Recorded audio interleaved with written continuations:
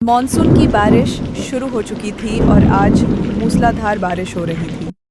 लेकिन एक छोटे से घर में बहू और सास के बीच झगड़ा चल रहा था। वे हमेशा छोटी-छोटी बातों पर बहस किया करती थी। सुमित्रा देवी, सास, थोड़ी सख्त लेकिन दिल की साफ। सुमित्रा देवी एक विधवा थी। उनका एक बेटा था। उनके पति की मृत्यु तब हो गई थी जब वो युवा थी, इसलिए उन्होंने अपने बेटे की परवरिश अकेले ही की। अनु, बहू, नटखट और मॉडर्न सोच वाली। राहुल, बेटा पति, दोनों के बीच का पुल। आती दिन जब बारिश जोरों से हो रही थी, बहू और सास दोनों रसोई में खड़ी थी। सुमित्रा देवी चूल्हे पर खड़ी।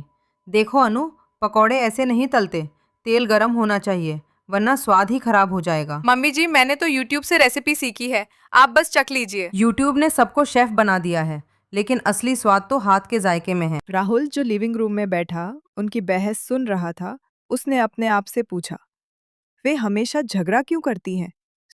नो, खिड़की के पास चाय पीते हुए। इतना सुकून है बारिश में। सुमित्रा देवी आकर पास बैठती हैं। कुछ देर खामोशी रहती है। सुमित्रा देवी, हमारे ज़माने में बारिश के दिन हम छत पर भुट्टा भूनते थे। तुम्हें बनाना आता है? आता है, लेकिन YouTube से नहीं, आपसे सीखकर। YouTube ने सबको शेफ बना दिया है, लेकिन असली स्वाद तो हाथ के जायके में है। अनु राहुल को रात का खाना खाने के लिए बुलाने अपने कमरे में गई। अनु ने राहुल से रात का खाना खाने के लिए कहा। राहुल ने खाने से मना कर दिया क्योंकि उसका खाने का मन नहीं था। अगली सुबह राहुल लिविंग रूम में आया। सुमित्रा देवी नाश्ता कर रही थीं। उन्होंने राहुल से कहा कि वो भी कुछ खा ले। मैं आप दोनों के झगड़ों से तंग आ गया हूँ। मुझे पता है कि जैसे ही मैं खाना खाने बैठूंगा, आप दोनों फिर से झगड़ना शुरू कर देंगी। मैं ऑफिस जा रहा हूँ। राहुल अपनी माँ और पत्नी से बहस करने के बाद बिना खाना खाए ही घर से बाहर चला गया। उस बाहर मूसलाधार बारिश हो रही थी। राहुल बाहर निकला और अपने आप से बोला, काश मैं उनके झगड़े खत्म कर पाता।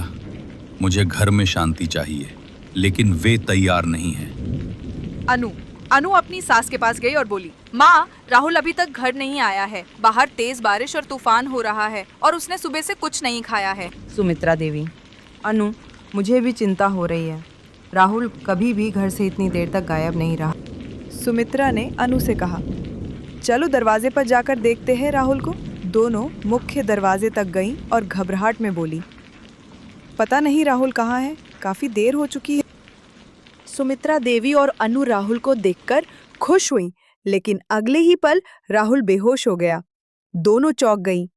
दोनों ने मिलकर राहुल को बेडरूम में लिटाया और आपस में बात करने लगी कि किस तरह वे राहुल की हालत के लिए जिम्मेदार हैं। राहुल उनकी लगातार झगड़ों की वजह से परेशान था।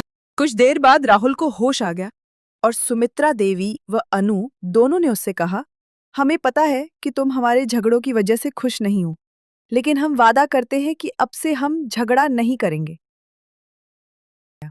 उस दिन के बाद सुमित्रा और अनु ने आपस में झगड़ना बंद कर दिया और खुशी खुशी रहने लगी।